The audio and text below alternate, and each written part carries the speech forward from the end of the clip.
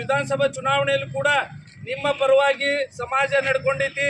ಇವತ್ತು 136 138 ಕ್ಷೇತ್ರ ಗೆದ್ದು ಇವತ್ತು ಏನು ನೀವು ಗೆಲ್ಲುವ ಹುಮ್ಮಸ್ಸಿನಲ್ಲಿ ಇದ್ದೀರಿ.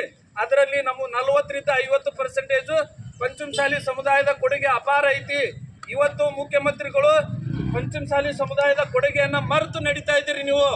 ಇವತ್ತು ನೀವು ಏನು ಇದನ್ನ ನಡೀತಾ ಇದ್ದೀರಿ, ಒಂದ್ ರೀತಿ ಜೇನು ನೊಣಕ್ಕೆ ಕಲ್ಲು ಒಗಿತಾ ಇದ್ದೀರಿ, ಜೇನು ಗೂಡಿಗೆ ಕೈ ಹಾಕ್ತಾ ಇದ್ದೀರಿ.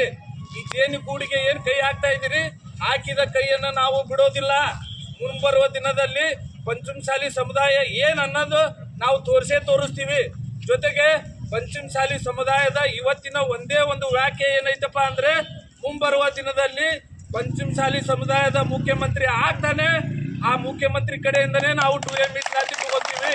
ಇವತ್ತು ನಾವು ಎಲ್ಲ ಸಮಾಜವನ್ನು ಒಳಗೊಂಡಂತೆ ಕೆಲಸ ಮಾಡ್ತಾ ಇದ್ದೀವಿ. ಇವತ್ತು ಯಾರು ಕೂಡ ನೀವು ಪಂಚಮಸಾಲಿ ಸಮುದಾಯವನ್ನ ಗಣನೆಗೆ ತಗೊಳ್ಳಾರ್ದೆ ನಿಮ್ಮ ಇಷ್ಟ ಬಂದಂತೆ ಕೆಲಸನ ಮಾಡ್ಕೊಂಡು ಹೋಗ್ತಾ ಇದ್ದೀರಿ. ಇದು ನಿಮ್ಮ ಯಶಸ್ಸಿಗೆ ಶ್ರೇಯ ತರೋದಿಲ್ಲ.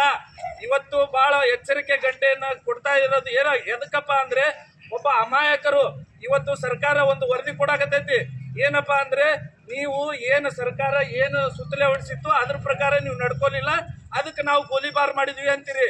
ಯಾಕಪ್ಪ, ನಾವು ಅಲ್ಲೇ ಇದ್ವಿ, ಎಲ್ಲಾ ನಮ್ಮ ಸಮಾಜದವ್ರು ಎಲ್ಲರೂ ಅಲ್ಲೇ ಇದ್ವಿ. ನಾವು ಶಾಂತಿಯುತ ಹೋರಾಟ ನಡೆದಾಗ ನೀವೇ ಅಲ್ಲೇ ಕಿಡಿಗೇಡಿಗಳು ಕಲ್ಲು ಒಗೆದಿದ್ದನ್ನ ನೀವೇ ಕಂಡಿದ್ದೀರಿ. ಅದನ್ನ ಸಮುದಾಯದ ಮೇಲೆ ಹಾಕುವಂತ ಪರಿಸ್ಥಿತಿ ನಿಮ್ಗೆ ಯಾಕೆ ಬಂತು? ಅಷ್ಟು ದುರಾಲೋಚನೆ ನಿಮ್ಗೆ ಯಾಕೆ ಬಂತು?